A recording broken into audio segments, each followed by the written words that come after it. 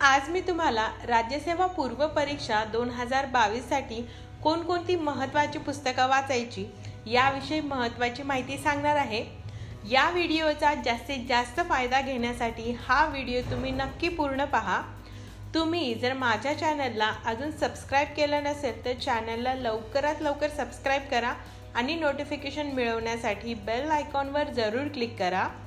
व्हिडिओची सुरुवात करण्याआधी तुमच्यासाठी एक प्रश्न, पिरियोडिक टेबलमध्ये एकूण किती एलिमेंट्स आहेत? ऑप्शन्स पुढे दिले आहेत।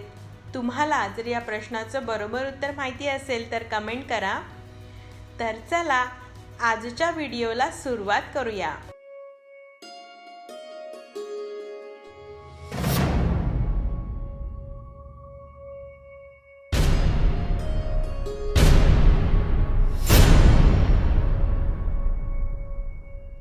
राज्यसेवा पूर्व परीक्षेसाठी एकूण 2 पेपर होतात। पहिला पेपर हा जीएसचा म्हणजे जनरल स्टडीजचा असतो। मराठीमध्ये याला सामान्य अध्ययनचा पेपर म्हणतात। तर दुसरा पेपर हा सीसॅटचा आहे। सीसॅटमध्ये तुम्हाला खूप महत्त्वाच्या घटकांचा अभ्यास करायचा आहे। सीसॅटमध्ये तुम्हाला 80 प्रश्न 200 मार्कांसाठी विचारले जातात। सीसॅटमधील पहिला महत्त्वाचा टॉपिक आहे कॉम्प्रेहेन्शन। कॉम्प्रेहेन्शनचा सराव करण्यासाठी तुम्हाला MPSCचे आधीचे झालेले क्वेश्चन पेपर्स घ्यायचे आहेत आणि त्या क्वेश्चन पेपरमधून तुम्हाला पॅसेज सॉल्व करायची प्रॅक्टिस करायची आहे। MPSC आयोगाकडून घेतले गेलेले आधीचे क्वेश्चन पेपर तुम्हाला MPSCच्या वेबसाईटवरच मिळतील आणि त्याचबरोबर आन्सर की सुद्धा उपलब्ध असते। तुम्ही ते क्वेश्चन पेपर डाउनलोड करून स्वतः प्रॅक्टिस करा आणि आन्सर की मधून स्वतःची उत्तरे चेक करा। यामुळे तुम्हाला अंदाजा येईल की कॉम्प्रेहेन्शन मध्ये तुमचे किती मार्क्स बरोबर येत आहेत। कॉम्प्रेहेन्शन हा टॉपिक सीसॅट साठी खूप इम्पॉर्टंट आहे, त्यामुळे तुम्ही कॉम्प्रेहेन्शनचा सराव नक्की केला पाहिजे। त्यानंतर जनरल मेंटल ॲबिलिटी आणि अरिथमॅटिक म्हणजे अंकगणितासाठी तुम्हाला RS अग्रवाल सरांच्या पुस्तकातून सराव करायचा आहे आणि त्यानंतर ॲप्टिट्यूड म्हणजे बुद्धिमत्ता चाचणी याचा सराव सुद्धा तुम्हाला RS अग्रवाल सरांच्या पुस्तकातून करायचा आहे। सीसॅट हा असा टॉपिक आहे, तुम्ही जेवढा जास्त त्याला वेळ देणार तेवढे तुमचे मार्क्स जास्त पडतील। त्यामुळे सीसॅट या टॉपिकला बिलकुल इग्नोर करू नका। बऱ्याचदा नवीन विद्यार्थी सीसॅटचा अभ्यास करतच नाहीत, ते फक्त GSचा अभ्यास करतात, त्यामुळे त्यांची प्रिलिमची स्कोरिंग खूप कमी येते। तुम्ही जर आताच अभ्यासाची सुरुवात केली आहे तर तुम्ही दररोज कमीत कमी 2 तास सीसॅटला द्या। सीसॅटचा अभ्यास हा सुद्धा खूप महत्त्वाचा आहे, हे नक्की लक्षात ठेवा। सीसॅट या पेपरच्या आणखीन प्रॅक्टिससाठी तुम्हाला ज्ञानदीप पब्लिकेशनचं महेश शिंदे सरांचं पुस्तक वापरायचं आहे। त्यामधून सुद्धा तुम्ही सीसॅटचा सराव करू शकता। राज्यसेवा पूर्व परीक्षेमधील पेपर 1 म्हणजे जनरल स्टडीजसाठी आपल्याला कोणकोणती पुस्तकं वाचायची आणि त्याचा सिलेबस काय आहे ते पाहू। पहिला महत्त्वाचा विषय आहे चालू घडामोडी।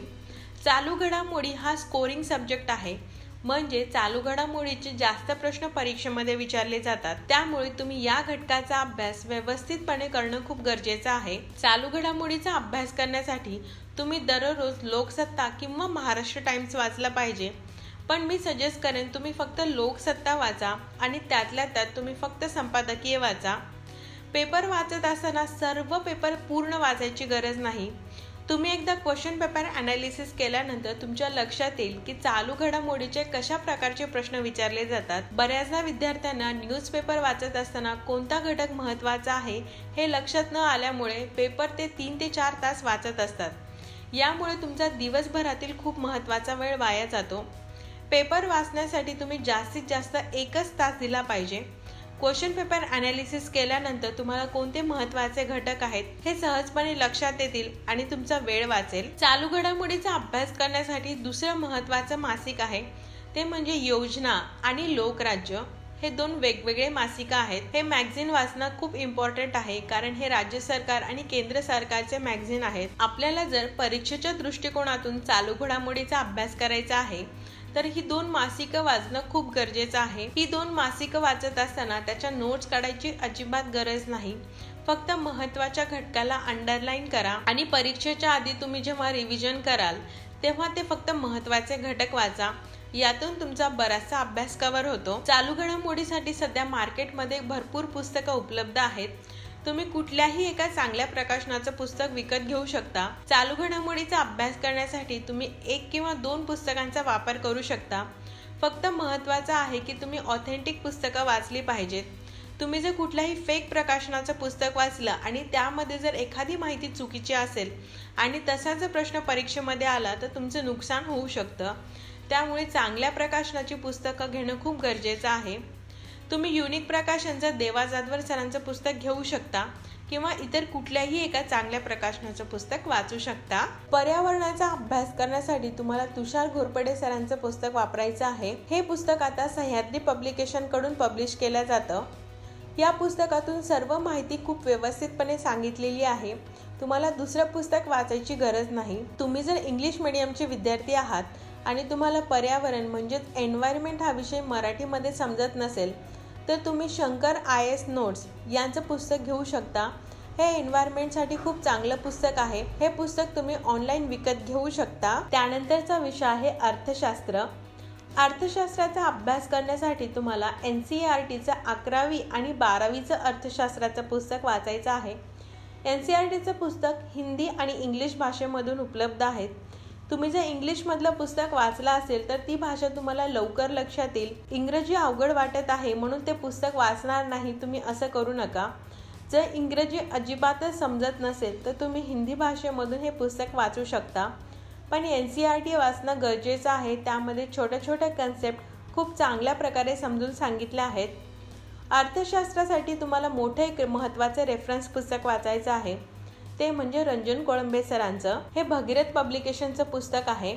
त्यानंतर तुम्हाला किरण देसले सरांचं अर्थशास्त्राचं पुस्तक वाचायचं आहे. पूर्व परीक्षेसाठी तुम्हाला फक्त पार्ट 1चं पुस्तक वाचायला लागेल. अर्थशास्त्र या विषयाचा अभ्यास करत असताना सिलेबसमधील अर्थशास्त्राचे जे घटक आहेत त्याचा तुम्ही प्रामुख्याने म्हणजे जास्तीत जास्त अभ्यास करा आणि इतर घटकांचा अभ्यास करत असताना ते फक्त तुम्ही एकदा वाचून घ्या. पण रंजन कोळंबे सरांचं सर्व पुस्तक वाचणं परीक्षेच्या दृष्टिकोनातून खूप महत्त्वाचं आहे. पुढचा विषय आहे भारतीय राज्यघटना म्हणजेच इंडियन पॉलिटी.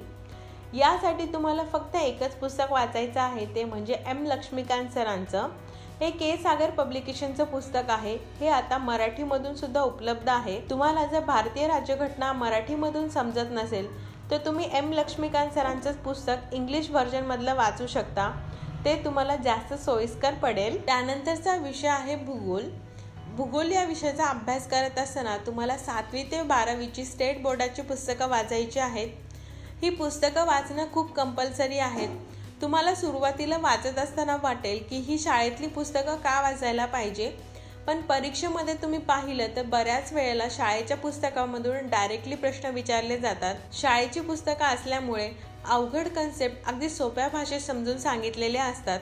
त्यामुळे बेसिक पुस्तकं वाचणं खूप इम्पॉर्टंट आहे. राज्यसेवा पूर्व परीक्षेसाठी भूगोल या विषयाचा अभ्यास करत असताना तुम्हाला महाराष्ट्राचा भूगोल, प्राकृतिक भूगोल, जगाचा भूगोल अशा घटकांचा अभ्यास करायचा आहे. यामध्ये प्राकृतिक भूगोल या घटकाचा अभ्यास करण्यासाठी 11वी NCERTचं फंडामेंटल ऑफ फिजिकल जिओग्राफी हे पुस्तक वाचायचं आहे. त्यानंतर भारताचा भूगोल या घटकाचा अभ्यास करण्यासाठी 11वी NCERTचं इंडियन फिजिकल एन्व्हायरमेंट हे पुस्तक वाचायचं आहे. त्यानंतर जगाचा भूगोल या घटकाचा अभ्यास करण्यासाठी 11वी स्टेट बोर्डाचं पुस्तक वाचायचं आहे. तुम्ही जर क्वेश्चन पेपर ॲनालिसिस केला असेल तर तुम्हाला एक गोष्ट लक्षात आली असेल की महाराष्ट्राचा भूगोल या घटकावर खूप कमी प्रश्न विचारले गेले आहेत.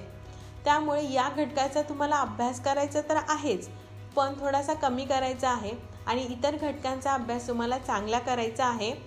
भूगोलाचा अभ्यास करत असताना तुम्हाला नकाशा वापरायचा आहे. तुम्ही भूगोलातील कोणत्याही घटकाचा अभ्यास करत असताना नकाशा वापरणं खूप गरजेचं आहे. नकाशा जर तुम्ही ऑक्सफर्ड पब्लिकेशनचा घेतला तर तुम्हाला खूप फायदा होईल, कारण त्या पुस्तकामध्ये खूप डिटेलमध्ये माहिती दिलेली आहे. महाराष्ट्राचा भूगोल या घटकाचा अभ्यास करण्यासाठी तुम्हाला खतीब यांचं के सागर पब्लिकेशनचं पुस्तक घ्यायचं आहे. महाराष्ट्र, भारत आणि जग या तिन्ही घटकांचा डिटेलमध्ये एकत्रितपणे अभ्यास करण्यासाठी तुम्हाला सौदी सरांचं निराली पब्लिकेशनचं पुस्तक घ्यायचं आहे. मोठी रेफरन्स पुस्तकं वाचत असताना त्याच्या नोट्स काढायची गरज नाही. पंचायत राज या घटकाचा अभ्यास करण्यासाठी तुम्हाला किशोर लवटे यांचं पुस्तक वाचायचं आहे. त्यानंतरचा महत्त्वाचा विषय आहे विज्ञान. विज्ञान या विषयाचा अभ्यास करण्यासाठी तुम्हाला सुरुवातीला 5वी ते 10वीची महाराष्ट्र स्टेट बोर्डाची पुस्तकं वाचायची आहेत. तुमचं जर शाळेमध्ये सेमी इंग्लिश किंवा इंग्लिश मीडियममधून शिक्षण पूर्ण झालं असेल तर तुम्ही विज्ञान या विषयाचं पुस्तक इंग्लिशमधून वाचू शकता. तुम्हाला ज्या भाषेमध्ये व्यवस्थितपणे समजतं तुम्ही त्या भाषेमध्ये वाचू शकता. विज्ञानाची ही बेसिक पुस्तकं वाचत असताना नोट्स काढणं खूप गरजेचं आहे. ही बेसिक पुस्तकं वाचल्यानंतर तुम्हाला एक मोठं रेफरन्स पुस्तक वाचायचं आहे. ही बेसिक पुस्तकं वाचून झाल्यानंतरच विज्ञान या विषयासाठी तुम्हाला मोठी रेफरन्स पुस्तकं वाचायची आहेत. त्यातील पहिलं महत्त्वाचं पुस्तक आहे सचिन भस्के सरांचं. या पुस्तकामध्ये सर्व माहिती खूप चांगल्या पद्धतीने समजून सांगितलेली आहे. त्यामुळे हे पुस्तक तुम्ही नक्की वाचा. परीक्षेसाठी खूप महत्त्वाचं आहे. विज्ञानासाठी दुसरं पुस्तक आहे लुसेंट पब्लिकेशनचं जनरल सायन्स. हे पुस्तक हिंदी आणि इंग्लिशमधून उपलब्ध आहे, पण या पुस्तकातून खूप चांगल्या प्रकारे माहिती कव्हर झाली आहे. तुम्हाला जर हिंदी किंवा इंग्लिश येत असेल तर तुम्ही ते पुस्तक नक्की वाचा. शेवटचा विषय आहे इतिहास. इतिहासाचा अभ्यास करत असताना तुम्हाला मध्ययुगीन, प्राचीन आणि आधुनिक या 3 घटकांचा अभ्यास करायचा आहे. मध्ययुगीन इतिहास या घटकाचा अभ्यास करण्यासाठी तुम्हाला 7वी स्टेट बोर्डाचं पुस्तक वाचायचं आहे आणि याचबरोबर तुम्हाला लुसेंट पब्लिकेशनचं एन्शियंट अँड मिडलिव्हल हिस्ट्री हे पुस्तक वाचायचं आहे. प्राचीन इतिहास या घटकाचा अभ्यास करण्यासाठी 6वी स्टेट बोर्डाचं पुस्तक आणि त्याचबरोबर लुसेंट पब्लिकेशनचं एन्शियंट अँड मिडलिव्हल हिस्ट्री हे पुस्तक वाचायचं आहे. आधुनिक इतिहास यासाठी तुम्हाला ग्रोवर आणि वेल्लेकर यांचं पुस्तक वाचायचं आहे आणि आधुनिक महाराष्ट्राचा इतिहास या घटकाचा अभ्यास करण्यासाठी तुम्हाला गाठाळे यांचं पुस्तक वाचायचं आहे. इतिहास या विषयाचा अभ्यास करत असताना तुम्हाला समाज सुधारकांचा सुद्धा अभ्यास करायचा आहे. यासाठी तुम्हाला 11वी स्टेट बोर्डाचं पुस्तक वाचणं गरजेचं आहे. राज्यसेवा पूर्व परीक्षा पास होण्यासाठी ही सर्व महत्त्वाची पुस्तकं तुम्हाला वाचायची आहेत. अभ्यास करत असताना तुम्हाला जर काही अडचणी येत असतील तर कमेंट करून विचारा. त्याची उत्तरं देण्याचा मी नक्कीच प्रयत्न करेल.